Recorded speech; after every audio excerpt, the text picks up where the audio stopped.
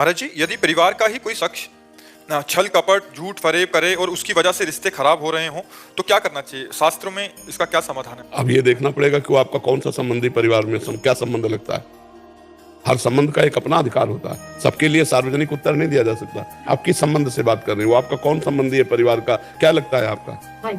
हाँ, भाई लगता है। आपका ब्याह हो चुका है? तो अब आपको क्या मतलब है? आप अपने पति के अनुकूल रहिए, भाई का त्याग कर दीजिए। अगर हमारे पारिवारिक संबंध में अगर भाई के शब्दों के द्वारा, छल कपट के द्वारा विक्षेप पड़ रहा है तो भाई का त्याग कर देना चाहिए और पति की अनुकूल परिस्थिति में हमको उनको अनुकूलता देनी चाहिए। प्रतिकूल परिस्थिति में धैर्य पूर्वक खड़े रहना चाहिए। हमें भाई माता पिता तब तक जो हमारे पति के अनुकूल, और हमारे पति के संबंध में यदि माता पिता भी हमें तो त्याग कर देना चाहिए, क्योंकि एक ही है आपके लिए कर्तव्य, अपने धर्म का पालन करते हुए पति को भगवान समझते हुए जीवन व्यतीत करो। ये भाई और ये माता और ये पिता अगर सहयोग देते हैं हमारे पाति व्रत धर्म में तो हम उनकी बात मानते हैं। अगर हमारे और पति के प्रतिकूल परिस्थितियां पैदा करने वाला कोई हो तो उसे त्याग देना चाहिए। और अगर इधर परिस्थिति ठीक है और उधर वो ऐसा कर रहा है और माता पिता विक्षिप्त हो रहे हैं तो? क्योंकि हम वो अपना अधिकार थोड़ी जला सकते हैं। मान लो ये स्त्री है, ये अपना अधिकार थोड़ी जला सकती है। क्या अधिकार जला सकती है? या तो भाई अपने पास रख लो, तो अपने पास रखने का अधिकार पति को है कि वो अनुमति दे। उनके आदेश से ही आप अपने माता पिता को रख सकते हैं। इसलिए आपका प्रधान कर्तव्य लक्ष्य होना चाहिए पति। पातिव्रत धर्म से युक्त होकर पति को भगवान मानने वाली स्त्री सब लोक परलोक सब संभाल लेगी। उनके पास पुत्र है, उन्होंने कर्म किया है, पुत्र ऐसा आचरण करेगा कि दुख भोगना पड़ेगा। अगर आपकी उदारता, आपके पति की उदारता कि वो आपके पास रहे, आप सेवा करे, तो एक रास्ता बन सकता है। नहीं तो अपने अपने कर्म का अवश्य भोग भोगना होता है। आप अपने पति को लेकर सतमार्ग में चलो। समझ पा रहे? अखिलेश जी, श्री हरिवंश महाराज जी, अगर वृंदावन अखंड वास नहीं हो पा रहा तो जहाँ रह रहे हैं वहीं उसी स्थान को वृंदावन की पूर्ण रूप भावना से भावित करके अखंड वृंदावन वास का फल प्राप्त होगा। भावना माँ जैसी और माँ अंतर होता है कि नहीं? माँ जैसी और माँ अंतर होता नहीं होता? ये आपको हम माँ जैसी मानते हैं, लेकिन माँ और माँ जैसी हम व्यवहार जरूर करेंगे माँ जैसी, लेकिन माँ तो माँ होती है ना। ऐसे ही वृंदावन तो बिहारी जी, राधा वल्लभ जी, राधा रमण जी और अनंत गोपियों के आंसुओं से भींगी हुई ये भूमि, हम भावना कर सकते हैं, पर वृंदावन जैसा तो सिर्फ वृंदावन है। अब पहले मैं आपकी बात को समझाने के लिए कह, ठीक है? अब हम जहाँ हैं, मंत्र जप करते हुए, नाम जप करते हुए वृंदावन की भावना में, हमारा जहाँ भी शरीर छूटेगा वृंदावन जाएगा। जैसे भारतीय सैनिक कहीं भी शरीर छोड़े तिरंगा में ही लपेट कर भारत ही आएगा। अगर भारतीय जैसे सैनिक है ना, तो कहीं भी भेजा जाए तो तिरंगा में लपेट करके भारत ही आएगा। ऐसे ही कहीं भी हो, प्रिया प्रीतम के हो, वृंदावन के हो, उनका चिंतन करोगे और शरीर छूटेगा तो वृंदावन ही आओगे। दोनों बात की, पहले बात का खंडन किया और फिर उसका मंडन किया। खंडन इस बात का, कोशिश करो यदि सौभाग्य बन सके तो अंतिम समय इसी रज में प्राण छूटे, हम अंतिम समय वास करते हुए इस रज में छोड़ें। अगर ऐसा सौभाग्य नहीं मिल रहा तो हम जहाँ भी हैं रज लगाते हैं, वृंदावन का जस गाते हैं, नाम जप करते हैं, तो वृंदावन ही आना होगा। वृंदावन ही अंतिम हमारा निर्णय स्थान है ना, तो अंतिम में आना हमें ही होगा। ठीक है? ठीक। पर कोशिश करो कि अगर कभी ऐसा संयोग बन जाए कि भाई लड़के का हिसाब किताब हो गया तो आप वृंदावन वास करते हुए, भजन करते हुए शरीर छोड़े वृंदावन में, तो ये प्रगट सौभाग्य। भावना में तो चूक हो सकती है, लेकिन प्रगट में चूक नहीं हो सकती। यहाँ इस रज में हम शरीर छोड़ रहे हैं भगवान के धाम में, अब सीधी गति है। और अगर भावना में तो अंतिम समय पता नहीं क्या भाव आ जाए, अंतिम फाइनल के समय क्या भाव आ जाए, उसमें चूक हो सकती है, लेकिन इसमें चूक नहीं। अंतिम समय हम रज में पड़े हैं और धाम में शरीर छोड़ रहे हैं, तो हमारे भाव का वहां कुछ नहीं है। अंतिम स्थान का प्रभाव भाव को बदल करके प्रियालाल की प्राप्ति करा देगा। हरिओम शर्मा जी, मथुरा से। राधा वल्लभ श्री राम। श्री हरिवंश महाराज जी, भगवत गीता में भगवान श्री कृष्ण जी कहते हैं, जिससे कोई भी जीव उद्वेग को प्राप्त नहीं होता और स्वयं भी किसी जीव से उद्वेग को प्राप्त नहीं होता, तथा जो हर्ष अमर्ष भय उद्वेग आदि से रहित है, वो भक्त मुझको बहुत प्रिय है। गुरुदेव भगवान, क्या ग्रस्त आश्रम में रहते हुए आज के विपरीत काल में ये संभव है? नहीं, अध्यात्म में काल नहीं जोड़ते, स्थिति होती है, चाहे जिस युग में हो। अध्यात्म में गृहस्थ नहीं जोड़ते हैं। आप चाहे जो भी कार्य कर रहे हो, अध्यात्म स्वीकार करने पर स्थिति होती है। क्या गृहस्थ ऐसी स्थिति को नहीं प्राप्त हुए कि आज नहीं है? आप ऐसा नहीं कह सकते कि आज नहीं है, क्योंकि आप पूरे भारतवासियों को नहीं जानते हैं। गंगा किनारे भ्रमण किया, ऐसे ऐसे गृहस्थ हैं जो ब्रह्मबोध संपन्न है और लड़का बच्चा नाती पनाती घर गृहस्थी में रह रहे हैं। तो जब हम अध्यात्म को चलते हैं तो हम सिर्फ भगवान के ही मान के चलते हैं। हम गृहस्थ हैं कि विरक्त हैं, हम कहाँ के हैं, कौन है, कितनी अवस्था, क्या पढ़े कि नहीं पढ़े, कौन जाति, ये सब नहीं देखा जाता। हम भगवान के अंश हैं और मुझे भगवत प्राप्ति करनी है। जब इस मार्ग में चलते हैं तो जब सर्वत्र भगवान की भावना की जाती है तो किसी से हम उद्वेगित नहीं होते, क्योंकि मेरा भगवान ही, आराध्य देव ही मुझे पक्का करने के लिए उद्वेग कर रहा है, तो मैं उद्वेगित नहीं होता। और मेरे सामने भगवान, इसलिए मैं उद्वेगित करने वाला वचन या चेष्टा नहीं करूंगा। बिना भगवत भाव के नहीं हो सकता। जो अमर्ष है, जो हर्ष है, जो शोक है, ये सब मायाकृत दोष है। अरे कोई भी करते रहे बनी, लेकिन हमको अपनी स्थिति में स्थित रहे। हाँ, अध्यात्म अपने को सुधारता है। तेरे भावे जो करे भलो बुरो संसार, नारायण तू बैठ के अपनो भवन उहार। हमें तुरंत विवेक के द्वारा सोचना है, ये गाली क्यों दे रहे हैं? कोई ना कोई कर्म हमारा है जिसका मार्जन कराने के लिए भगवान इनको निमित्त बना रहे हैं, तो हम चुपचाप सहन कर लेते हैं। ये बोल करके अपना जितना रोष है खाली करके चले जाते हैं। हम आनंदित हैं, मेरे किसी कर्म का मार्जन हुआ है, वो अपनी स्थिति में। अगर विवेक नहीं तो झगड़ा हो जाएगा। अभी नए संस्कार बन गए, अब वो स्थिति से चूक गया, अब उसका कोई महत्व नहीं। पलट कर जवाब नहीं दिया, चुपचाप सह गए, ये बहुत बड़ी बात है। ये महान पुरुष है। आपको थप्पड़ मार दिया, आपने मुस्कुरा कर चल दिए, फिर वो गाली दे रहा है, आप महान पुरुष हो। क्षमावान महान होता है, न कि क्रोधी। आपको कोई प्रतिकार करने की इच्छा ही नहीं हुई, ये बहुत बड़ी स्थिति है, बहुत बड़ी स्थिति है। तो अब ये भगवान के भजन से आएगी। खूब नाम जप करो और भगवान से प्रार्थना करो तो वो स्थिति प्रदान कर देंगे। जितना उनको प्रिय है उनसे प्रार्थना करो, वही सद्गुण दे दो। हे नाथ, जो जो गुण आपको प्रिय है वो आप हमारे अंदर विराजमान कर दो। भगवान की आराधना करो, भजन करो, उनसे मांगो कि ये सारे सद्गुण हमें प्रकाशित करो हृदय में, जो आपको पसंद है। जैसा आप चाहो वैसा मुझे बना लो, वैसा बना लेंगे। इसमें गृहस्थी का कोई बाधा नहीं, कोई बाधा नहीं। ये भ्रम छोड़ दे कि गृहस्थी होकर के हम भगवान की प्राप्ति नहीं कर सकते, या जो संतों की गति होती है वो हमारी गति नहीं होगी। नहीं, ऐसा नहीं। हाँ, थोड़ा अलग है, उसको समझना पड़ेगा कि गृहस्थी में हम कैसे चले जिससे हम संतों की गति को प्राप्त हो। अगर वो समझ गए तो गृहस्थ में रहते हुए आप संत हो। विभीषण जी कोई लाल पीला वस्त्र पहने थे क्या? रावण के भाई थे, राजमंत्री थे।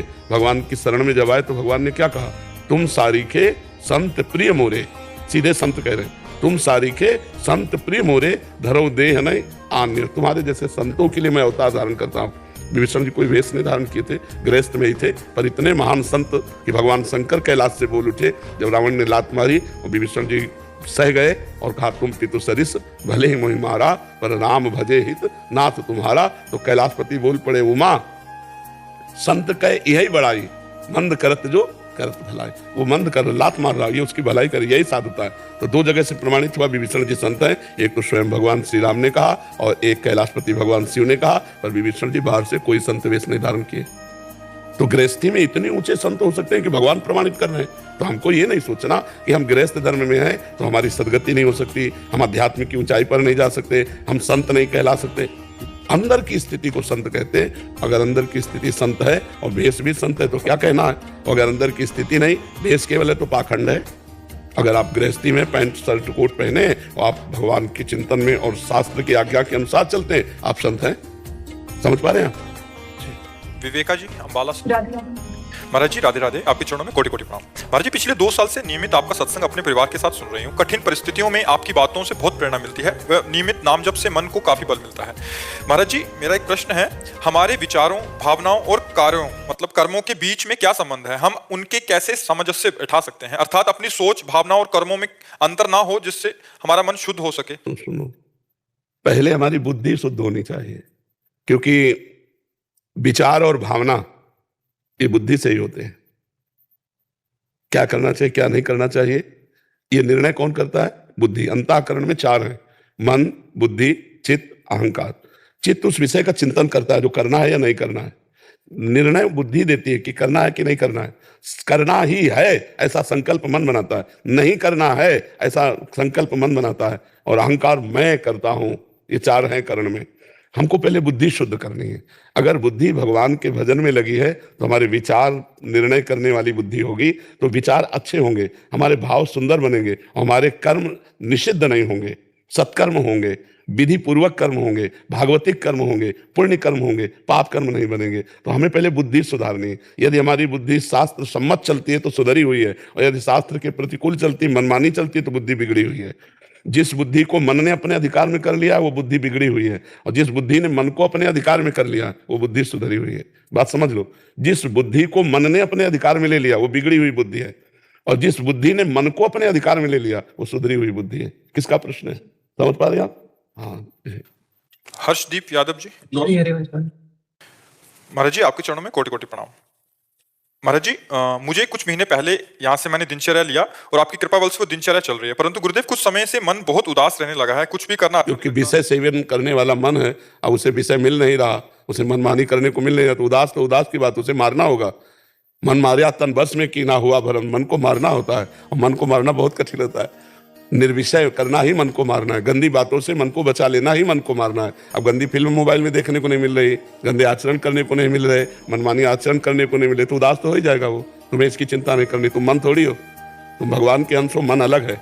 उदास होने दो इसको, अगर उसकी प्रसन्नता में तुम लगोगे ना तो तुम उदास हो जाओगे, तुम्हें फंसा देगा, तुम्हें संकट में डाल देगा, चिंताग्रस्त कर दे। ये जितनी जेलें भरी है ना, ये सब मन के अनुसार चलने वालों से भरी है, शास्त्र के अनुसार चलने वालों से नहीं, गुरु के अनुसार चलने वालों से नहीं। इसलिए सावधान, इसकी उदासी पर चिंता मत करो। ये धीरे धीरे कुछ दिन उदास रहेगा, फिर आपके अनुकूल चलने लगेगा, क्योंकि जब उसको उधर चारा नहीं मिलेगा तो इधर आनंद लेने लगेगा, भगवदानंद का। अभी वो विषय आनंद के लिए आपको खींच रहा है, इसलिए उदास है, आप चिंता न करो। अमित कुमार आनंद जी।